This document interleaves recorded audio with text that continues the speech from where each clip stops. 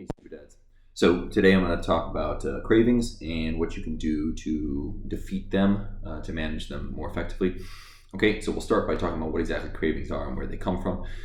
So what we think we know from the research is basically just that cravings are operant conditioning, the effect of operant conditioning. And operant conditioning is essentially you get some sort of trigger that happens, you engage in some sort of behavior, and you get some sort of reward, and your brain begins to associate the behavior with the trigger with the reward. Okay, and so what that would mean in the case of cravings for something sweet or junk food or something like that is just that in the past at some point you experienced some sort of trigger, you then ate whatever the food is that you crave, and then you got the reward. And in this case, the reward is easy to understand. It would be the taste of the food. It would be the sort of flood of neurochemicals, endorphins, whatever sort of positive physical response your body temporarily undergoes as a result of you consuming that thing.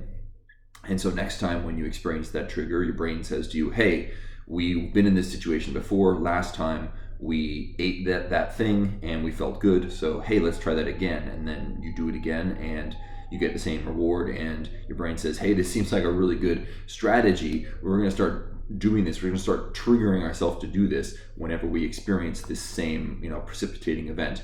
And so that initial triggering event can be something as simple as like being bored. It can be feeling stressed. It can be getting emotional. You're angry. You're upset about something, right?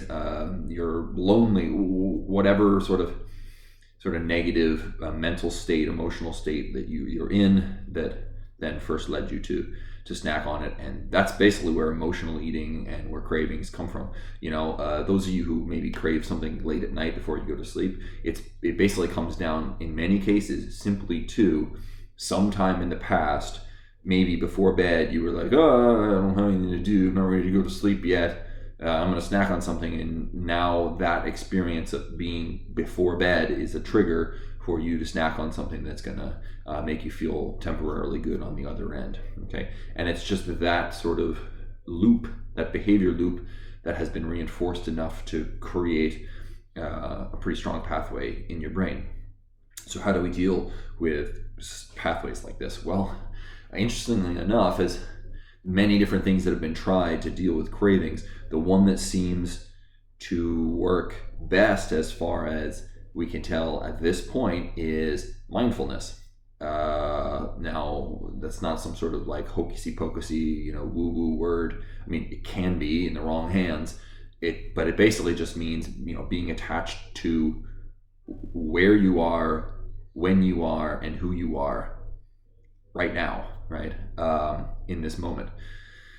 And so it's not just any mindfulness. There's a specific sort of mindfulness, step-by-step strategy that you can employ that is one of the most researched backed strategies for dealing with cravings. And so this step-by-step mindfulness formula, it follows the acronym RAIN, RAIN, right? And so the first step there is the R, which is just to recognize that you're experiencing that craving, recognize that it's happening. And that is harder than it sounds, but it is a necessary first step.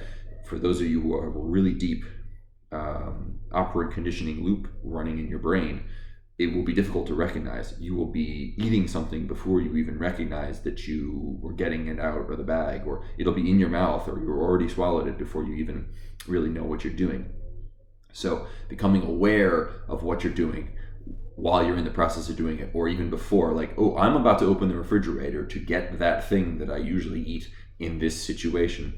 That's going to be the first step. And once you're able to do that, recognize the emotional state and the behavior, or whichever it is, okay, you're then going to move on to the A, which stands for acceptance. So one of the worst things that you can do is to be like, I recognize that I feel stressed right now, but I'm a tough guy, or something like that, where you're just trying to shrug it off or ignore it, because that kind of stuff, emotional things like that, they don't go away when you ignore them. They just build up. It's like sweeping something under the rug. It doesn't actually go away. You just hide it, and it builds up under the rug until you have a bigger mess than you could even possibly imagine.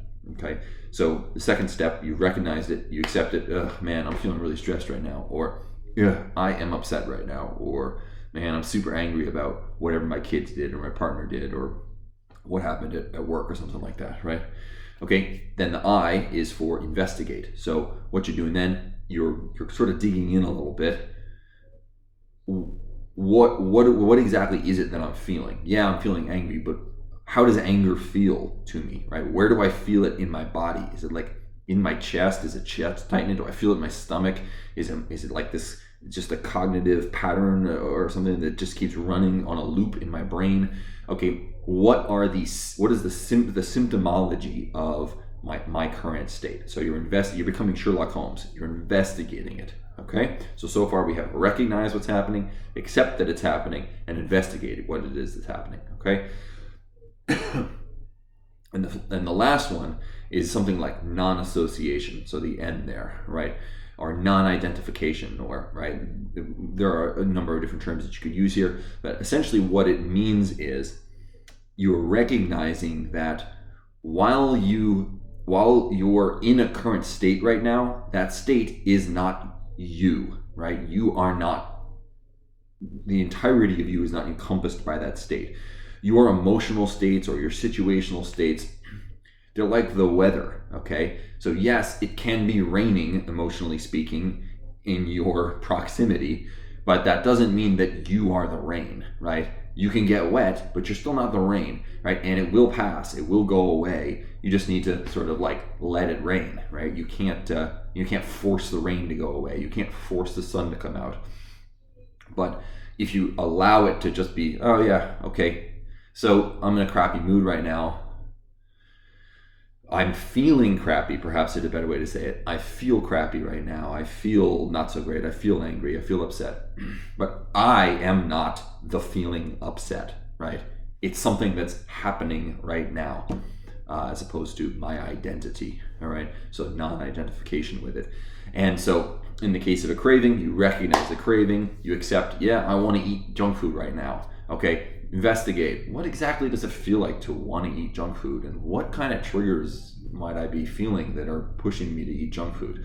Okay, so I want to eat junk food right now, but that doesn't mean that I am the craving to eat junk food. It's just something that I'm experiencing right now, and I can ride it like a wave, or I can withstand it like the rain, or whatever you want to use there in terms of your metaphor. Okay, so I hope that that's helpful for those of you who struggle with your cravings. And if you have any other strategies that work for you, just drop them in the comments below. I'm sure it would help everybody to know about them. If you have any questions or anything about this approach, also great place to do it is put it down in the comments below, and I'll be sure to get back to you about it. Okay, thanks for listening to the end.